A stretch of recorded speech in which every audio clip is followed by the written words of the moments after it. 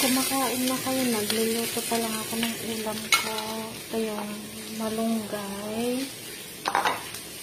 Tapos na ginisang lentils. Lutuin ko lang. Tapos lagay ko na yung lagyan ko lang ng sibuyas at bawang. Ginisa ko lang. Tapos mamaya-maya maluto yung lentils. Para siyang munggo. Lagay ko na yung ano natin, malunggay natin.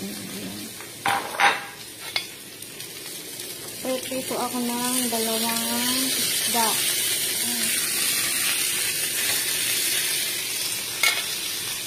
Ayan. Dalawa lang. Sa akin lang naman lunch ko.